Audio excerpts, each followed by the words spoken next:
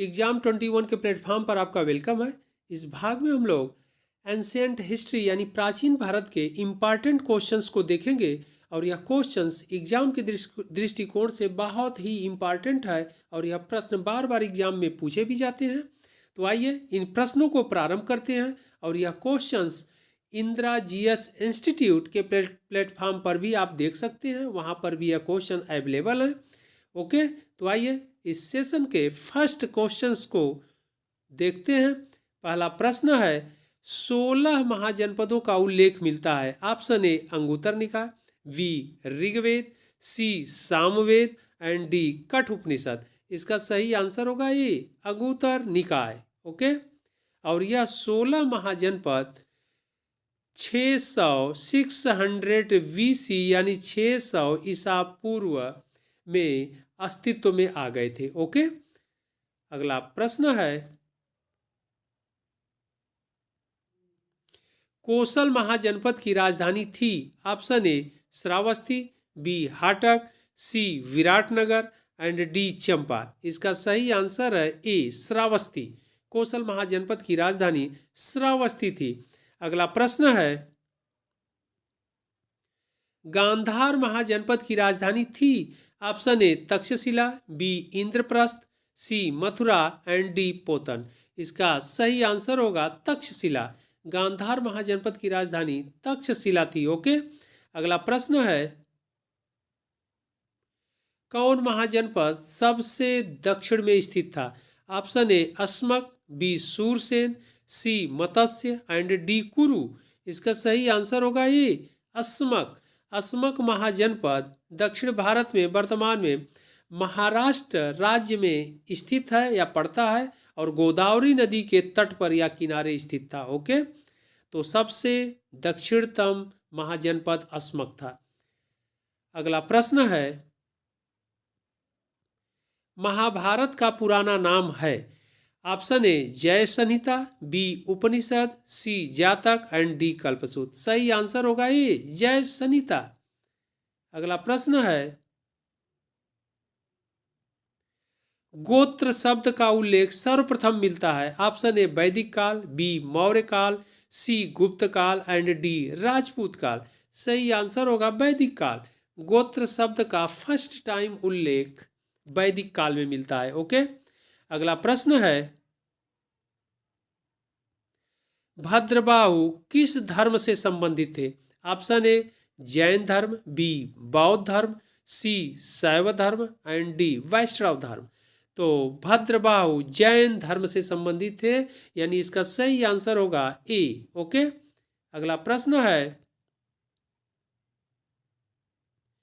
नास्तिक धर्म के अंतर्गत आते हैं। ऑप्शन ए जैन धर्म, बी शैव धर्म एंड सी वैष्णव धर्म एंड डी इस्लाम धर्म।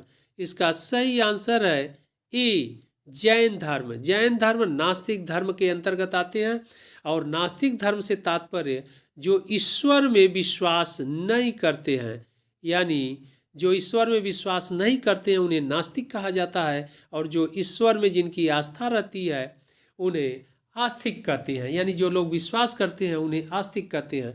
तो जैन धर्म ईश्वर में विश्वास नहीं रखते थे, इसलिए यह नास्तिक धर्म के अंतर्गत थे। ओके, अगला प्रश्न है, किस शासक का उपनाम कुड़ित था। Option A Ajatashatru, B Bimbisara, C Udayin and D Ashoka. इसका सही आंसर होगा ए अजातशत्रु। अजातशत्रु का नाम कुड़ित था। ओके, अगला प्रश्न है, शैव धर्म का प्राचीनतम उल्लेख कहाँ मिलता है। ऑप्शन ए संधव सभ्यता, बी वैदिक काल, सी मौर्य काल एंड डी गुप्त काल। इसका सही आंसर होगा ए संधव सभ्यता में, यानी शैव धर्म का सबसे प्राचीनतम उल्लेख इंडस वैली सिविलाइजेशन यानी संधव सभ्यता में मिलता है। संधव सभ्यता में सर्वप्रथम पाशुपति शिव की पूजा करने का उल्लेख मिलता है। ओके, इस प्रकार सबसे प्राचीनतम शैव धर्म का या शैव धर्म का प्राचीनतम उल्लेख इंडस वैली सिविलाइजेशन यानी संधव सभ्यता में हमें दिखाई पड़ता है। ओके, अगला प्रश्न है, अलवार नाम से किन संतों को पुकारा जाता था? ऑप्शन ए वैष्णव, बी शैव, सी जैन एंड डी बौद्ध। इसका सही आंसर होगा वैष्णव। वैष्णव संतों को अलवार नाम से पुकारा जाता था और वैष्णव संतों को दक्षिण भारत में अलवार नाम से जाना जाता था या पुकारा जाता था, जबकि उत्तर भारत में इन्हें वैष्णव ही कहा जाता था। ओके, अगला प्रश्न है, महावीर स्वामी का प्रतीक चिन्ह था? ऑप्शन ए सिंह, बी व्याघ्र, सी सर्प एंड डी बैल। सही आंसर होगा ए। ओके, अगला प्रश्न है, स्यादवाद का सिद्धांत किस धर्म से संबंधित है? ऑप्शन ए जैन धर्म, बी बौद्ध धर्म, सी भागवत धर्म एंड डी इस्लाम धर्म। इसका सही आंसर होगा ए जैन धर्म। स्यादवाद का जो प्रिंसिपल है, सिद्धांत है, वह जैन धर्म से रिलेट है या संबंधित है। ओके, अगला प्रश्न है, मगध का सबसे पहला राजवंश था? ऑप्शन ए हर्यक वंश, बी शिशुनाग वंश, सी नंद वंश एंड डी मौर्य वंश। ओके, मगध का सबसे पहला राजवंश कौन था? सबसे पहला या प्राचीन भी कह सकते हैं। तो मगध का सबसे पहला राजवंश था, ऑप्शन ए है हर्यक वंश। ओके, अगला प्रश्न है, महात्मा गौतम बुद्ध का समकालीन राजा था? Option A Ajatashatru, B Kalashoka, C Mahapadma Nanda and D Dhanananda. इसका सही आंसर होगा ए अजातशत्रु। महात्मा गौतम बुद्ध का समकालीन था और अजातशत्रु के शासन काल में ही महात्मा गौतम बुद्ध को महापरिनिर्वाण की प्राप्ति हुई थी। ओके, अगला प्रश्न है, मौर्य वंश का अंतिम शासक था? ऑप्शन ए दशरथ, बी संप्रति, सी देववर्मन एंड डी बृहद्रथ। इसका सही आंसर होगा बृहद्रथ, यानी डी मौर्य वंश का अंतिम शासक था। ओके, अगला प्रश्न है, सम्राट अशोक का जौगढ़ अभिलेख किस राज्य में स्थित है? Option A Orissa, B Madhya Pradesh, C Karnataka and D Uttar Pradesh. इसका सही आंसर होगा ए उड़ीसा।